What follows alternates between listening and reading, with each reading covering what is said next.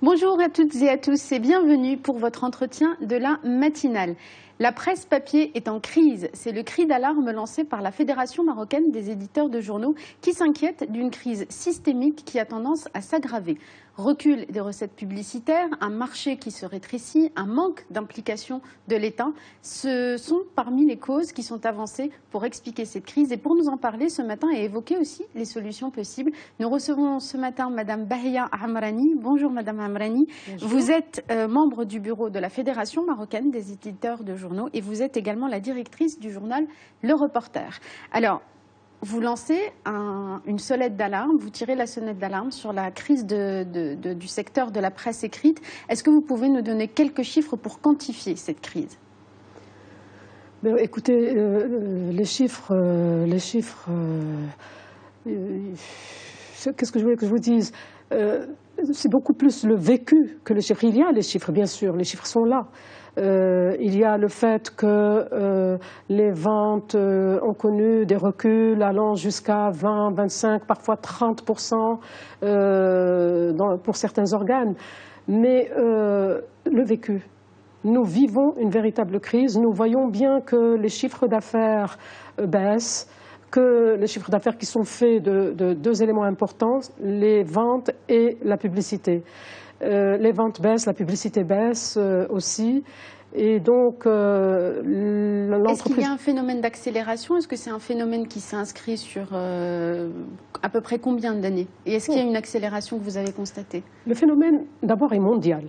Ça, nous le savons. C'est une tendance mondiale. Aussi bien en Europe que dans les pays anglo-saxons, ça fait des années que ces pays-là vivent ce calvaire. Ça fait des années que ces pays-là connaissent la crise de la presse écrite. Et pour certains d'entre eux, ils sont déjà passés à autre chose, passés au digital, au numérique. Maintenant, au Maroc, on le sent. On le sent de plus en plus. On sent cette éclosion de sites électroniques et de numérique et l'intérêt de plus en plus grandissant pour les sites électroniques et le numérique. Et donc, on sent bien qu'il y a un désintérêt pour la presse papier, qu'il y a de moins en moins de lecteurs. On le sent aux chiffres. Je ne vais pas vous donner de chiffres. Vous m'embarrassez quand vous me demandez les chiffres parce que les chiffres sont tellement alarmistes que nous vivons ça comme une véritable crise. Donc, est-ce que ça touche toute la presse francophone, arabophone, quotidienne, hebdomadaire? Absolument toute la presse. Toute la presse, qu'elle soit arabophone, quotidienne, hebdomadaire, toute la presse papier, écrite, souffre de cette crise-là. Et je vous le dis, ce n'est pas une crise marocaine, c'est une crise, c'est une tendance mondiale. Selon certains instituts qui ont fait des recherches et qui ont eux aussi des chiffres, selon leurs prévisions, la France n'aurait plus, ou très très peu, de presse écrite, de presse papier, pardon, en 2029, 2027, 2029. Les États-Unis, eux, c'est beaucoup plus proche. C'est en 2017 que les instituts prévoient qu'ils n'auront plus de presse papier. C'est vous dire la tendance. Bon, maintenant, nous n'en sommes pas là. Ce qu'on reproche à la France, généralement, c'est de ne pas avoir bien préparé la transition. Nous avons encore du chemin devant nous, nous avons encore de la marge, nous avons besoin d'encourager la lecture. Mais c'est quoi la priorité? C'est de préparer la transition parce que la crise est inéluctable ou est-ce que c'est de trouver des solutions pour redonner un nouveau souffle à la presse écrite? Écoutez, moi je vais vous dire une chose. Moi je suis de ceux qui défendent la presse papier, la presse écrite. J'estime que la presse papier est une valeur sûre. Alors, oui, il y a un constat de crise. Mais qu'est-ce qu'on fait? On se contente du constat et de l'alarmichette? Non. Il faut se demander, il faut se poser la question essentielle, qu'est-ce qu'on fait? Alors, bien sûr, l'entreprise de presse obéit aux règles, aux lois du marché. Si vous n'avez pas de demande, vous pouvez inonder le marché de vos journaux, ils vous reviendront en invendus. Donc, qu'est-ce qu'il faut faire? Nous sommes conscients de ça et nous sommes conscients du fait que le digital, le numérique est en train de prendre de l'importance et de prendre véritablement de l'importance ici au Maroc et donc de prendre tous les lecteurs potentiels de la presse papier. Nous sommes conscients de ça. Moi, ce que je dis, c'est qu'il faut s'accrocher à la valeur sûre qu'est la presse papier, parce qu'elle en a connu d'autres, des menaces. Quand la radio est apparue, on avait dit c'est fini, la presse papier ne verra plus de beaux jours. Quand la télévision est arrivée, on a dit la même chose. Et pourtant, elle a toujours tenu. C'est une valeur sûre. Maintenant, ça dépend de ce qu'on va faire, nous, de ce que l'État va faire, de ce que les gens ont envie de faire. Alors justement, quels sont les leviers d'action possibles? C'est quoi les leviers sur lesquels on peut agir? Vous avez parlé de l'incitation à la lecture. Oui, j'ajoute juste une chose. Avant de parler des leviers, oui, bien sûr, il faut inciter à la lecture, il faut que l'État accompagne les éditeurs de journaux pour on a demandé ça, on a eu de longues négociations avec le ministère et on a essayé d'envisager, on a même envisagé ça avec quelques chiffres, mais bon, le projet n'a pas abouti. Mais on a proposé, on est arrivé au bout des négociations que un certain nombre de journaux, de nos journaux, puissent être distribués là où la lecture serait encouragée, dans les écoles, dans les collectivités locales, dans les chancelleries, etc., etc. Là où l'État peut, il y a d'autres États qui font pareil. C'est-à-dire que ce serait une subvention, mais différente, une subvention concrète qui ferait que la lecture serait encouragée et on sauverait le secteur. Et on sauverait le secteur. Ça, c'est une des choses. Alors, je voudrais juste ajouter une chose pour l'idée de tout à l'heure. On n'est pas contre le digital, le numérique, mais il faut se dire une chose, c'est que le tout numérique, aujourd'hui, ne cannibalise pas uniquement la presse papier. Il cannibalise la presse papier, il cannibalise le livre, il cannibalise le cinéma, il cannibalise la chanson.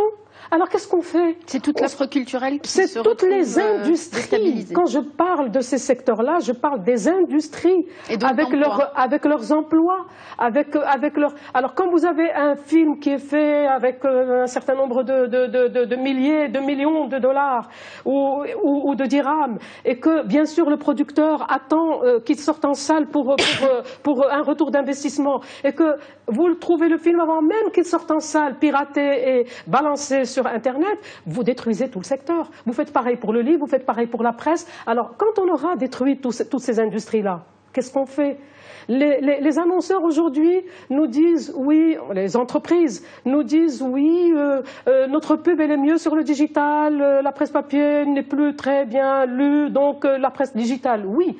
Mais quand il y aura cette publicité sur la presse digitale, mais qu'il y aura autant d'industries détruites et autant de chômeurs, qui va acheter ces produits? Les produits seront beaux sur le digital, mais qui va les acheter? C'est un acte patriotique que de défendre la presse écrite et toutes les industries qui sont cannibalisées par le tout numérique. C'est un acte patriotique que de défendre les emplois et la paix sociale qui vont avec. Et il ne faut pas se leurrer, ça se retournera contre nous un jour ou l'autre si nous laissons tomber tout ça pour aller sur le tout numérique. Ceci dit, le numérique doit accompagner la presse écrite, parce que nous ne pouvons pas non plus fermer les yeux sur les qualités qu'a la presse numérique et que n'a pas la presse écrite. L'immédiateté. Vous avez en temps réel l'information que vous lancez et ce n'est pas, vous n'attendez pas l'impression, vous n'attendez pas la distribution, vous n'attendez pas tout ça. La disponibilité. La distribution immédiate et gratuite, à part le fait que vous avez besoin d'un serveur, d'un logiciel, etc. Après ça, vous cliquez sur l'information ici, vous l'avez au Japon, en Chine, partout, à la seconde même.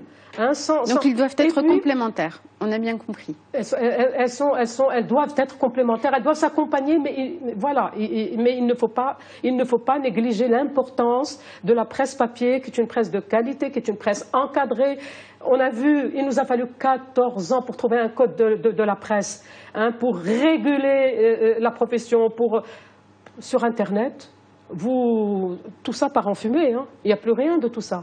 Alors, il nous reste quelques minutes. Vous avez évoqué deux leviers, l'incitation à la lecture, essayer de sensibiliser les annonceurs à la crise que peut connaître toute la chaîne qui permet l'existence de la presse écrite avec les emplois à protéger. Il y a un troisième levier, c'est l'implication de l'État. En mai dernier, le ministre de la Communication, M. Khelfi, a annoncé la mise en place d'une commission pour revoir les subventions allouées par l'État à la presse écrite. Qu'en est-il aujourd'hui? C'était en mai dernier. Aujourd'hui, qu'est-ce qui a été fait?